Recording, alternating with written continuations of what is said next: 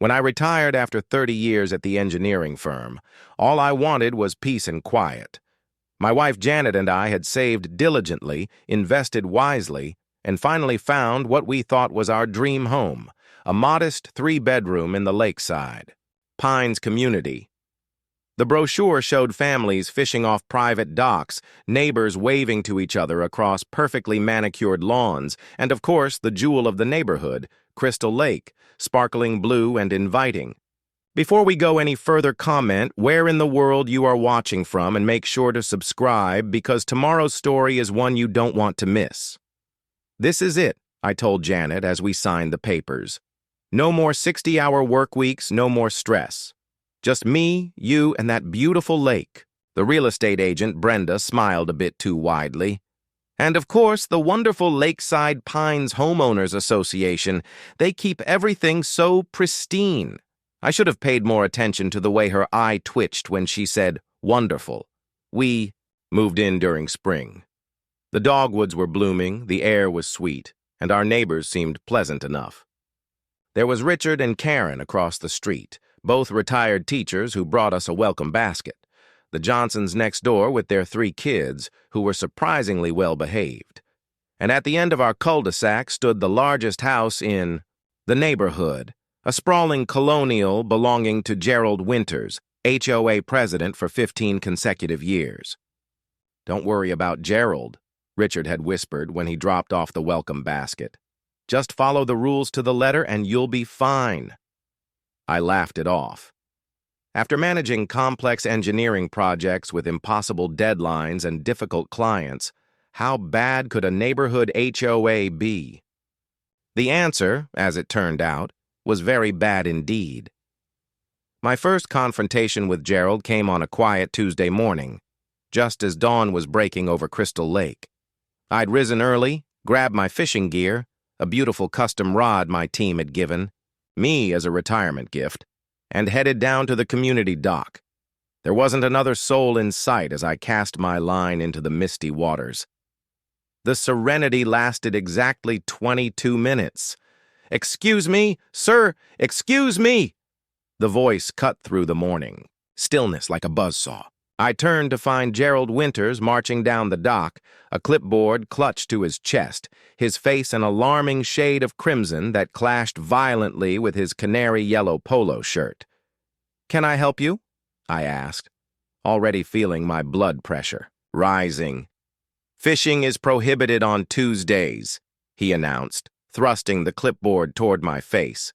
"It's clearly stated in Section 4, Paragraph 7, Subsection C of the HOA bylaws." I blinked. What? Fishing is prohibited on Tuesdays? That's the most ridiculous thing I've ever heard. Gerald's mouth formed a tight line. "Rules are rules, Mr. Thompson. This will be a $150 fine, and I must ask you to pack up immediately." $150 for fishing? In a lake that's part of the community I pay HOA fees to live in? The lake maintenance is precisely what your fees cover, Gerald sniffed, and part of maintaining the ecosystem is ensuring it isn't disturbed by fishing activities on maintenance days. I looked around the deserted lakefront. I don't see any maintenance happening. The treatment chemicals are applied underwater, Mr. Thompson. Just because you can't see something doesn't mean it isn't happening. With that, he handed me a pre-written violation notice, pivoted on his heel, and marched away.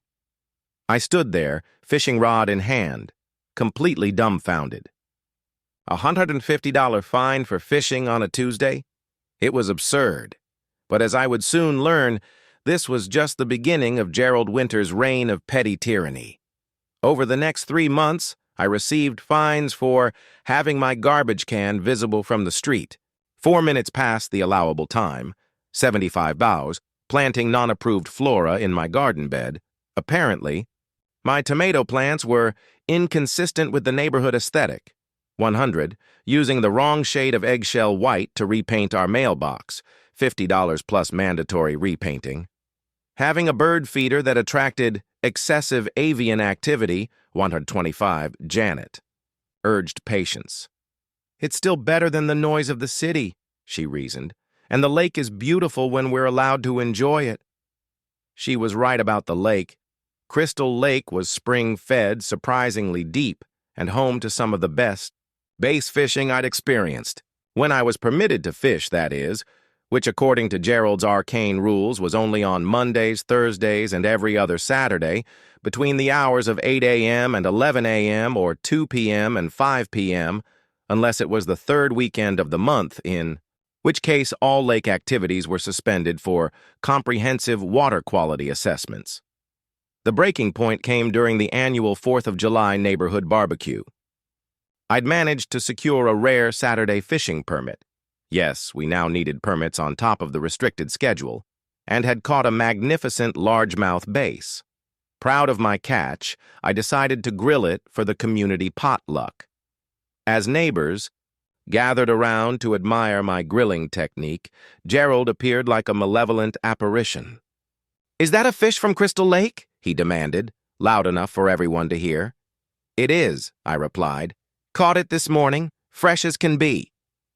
"Crystal Lake is catch and release only," he thundered. "Section 5, paragraph 12. This is a $500 violation." The IRS gathering fell silent. I felt my face grow hot as 40 neighbors stared at this unfolding drama. "Gerald," I said as calmly as I could manage, "there is nothing in the bylaws about catch and release. I've read them cover to cover." "The amended bylaws," he corrected, producing a stack of papers from seemingly nowhere. "Passed last month during the special session?" "What special session?" I asked through gritted teeth. "The one announced on the community bulletin board in the clubhouse basement behind the broken treadmill," he replied with a smirk. "All procedurally correct." That night, as Janet and I sat on our back porch watching fireflies dance over the lake, I made a decision. "I'm going to find out who actually owns Crystal Lake," I told her, "because something doesn't add up here." The county records office was a labyrinth of dusty files and outdated computer systems, but I was a man on a mission. 3 days of research revealed something fascinating. Crystal Lake wasn't owned by the HOA at all. It was owned by a property investment company called Midwest Holdings that had purchased it 30 years ago during the initial development of Lakeside Pines. Further, digging showed that Midwest Holdings was now barely operational, a shell company with minimal assets beyond the lake itself. The property taxes on the lake were paid annually, but the company hadn't done anything with the property in decades. On a whim, I called the number listed for Midwest Holdings and reached a very surprised elderly gentleman named Clarence Milbury. "Crystal Lake?" he wheezed after I explained my interest. "Goodness, I'd forgotten we still owned that. It was my father's project back in the day. The development company promised to buy it from us, but then went bankrupt after building the neighborhood. We just kept paying the taxes, figuring someday the land might be worth something." "Would you consider selling it?" I asked, trying to keep my voice casual. There was a long pause. "Well, I suppose I would. It's just been a tax burden all these years. What did you have in mind?" I named a figure that made Janet gasp when I told her later, but was still within our means thanks to my retirement package and some wise investments. "Sold," Clarence declared, sounding more energetic than he had during our entire conversation. "I'll have my lawyer draw up the papers immediately." 2 weeks later, I was the proud owner of Crystal Lake. The next HOA meeting was held in the community clubhouse, a beige building with uncomfortable folding chairs and fluorescent lighting that made everyone look jaundiced. I sat quietly in the back as Gerald ran through his usual agenda. Complaints about holiday decorations being displayed too early, updates on the ongoing war against non-regulation mailbox posts, and of course, the latest lake usage restrictions. And finally, Gerald announced, "We've updated the Crystal Lake fishing schedule. Due to concerns about overfishing, fishing will now be limited to the first Monday of each month, between 9 a.m. and 10 a.m. Several groans echoed through the room. "Additionally," he continued, seemingly energized by the collective dismay, "there will be a new annual lake usage fee of $250 per household to cover increased maintenance costs. That was my cue. I stood up. "Point of order," I said clearly. Gerald squinted at me. "This isn't Parliament, Mr. Thompson. We don't recognize points of order." "Then consider this new business," I replied, walking to the front of the room. I placed a folder on the podium beside him. "I'd like to inform the HOA that all restrictions on Crystal Lake are now null and void."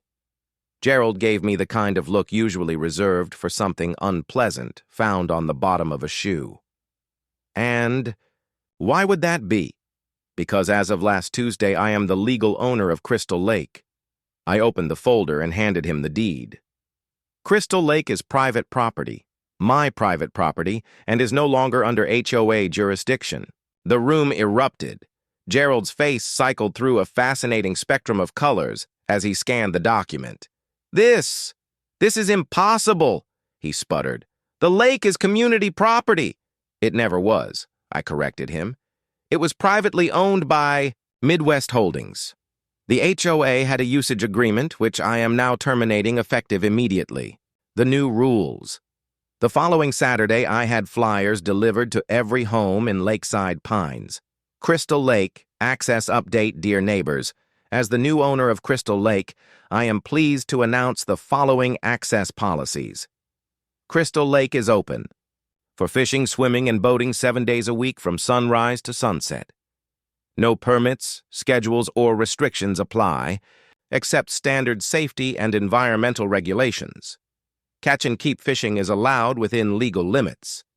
Access to Crystal Lake is granted to all Lakeside Pines residents, except for members of the HOA board, who are hereby permanently banned from using, accessing, or enjoying the lake in any capacity. HOA board members found trespassing on lake property will be prosecuted to the full extent of the law. Wishing you all a wonderful summer of lake enjoyment. Robert Thompson. Owner, Crystal Lake. The phone calls began almost immediately. First came Richard and Karen, laughing so hard they could barely speak. Then the Johnsons, asking if I was serious. By Sunday evening, I'd received calls from nearly every household in the neighborhood, all expressing various degrees of shock, amusement, and in many cases, gratitude. Gerald predictably had a different reaction. It arrived via certified mail, a 10-page letter from the HOA's attorney claiming various easements, historical rights, and threatening litigation. I forwarded it to my own attorney, my son-in-law Jason, who specialized in property law and had been gleefully helpful throughout this entire process. His response was succinct. "They don't have a leg to stand on. The lake is yours to do with as you please." The first weekend under the new lake policy was magnificent. Families who had been restricted by Gerald's arbitrary rules flocked to the shoreline. Children splashed in the shallows. Teenagers paddleboarded across the deeper sections, and yes, people fished. On a Tuesday, no less. I set up a chair on my dock, fishing rod in one hand, cold beverage in the other, and watched the neighborhood enjoy their newfound freedom. Around noon, a shadow fell across my chair. I looked up to find Gerald, Karen, the HOA secretary, and Frank, the treasurer, standing on my dock. "This is trespassing," I said pleasantly, not bothering to stand. "This is an outrage," Gerald countered. "You can't ban specific people from using the lake. It's discrimination." "Actually, I can. Private property owners have the right to exclude anyone they choose, so long as it's not based on protected characteristics." "HOA board member is not a protected class, Gerald. We'll sue," Karen threatened. "With what money?" I asked. "The HOA funds are for maintenance of community property. Crystal Lake is no longer community property. In fact, I checked the HOA covenants quite carefully.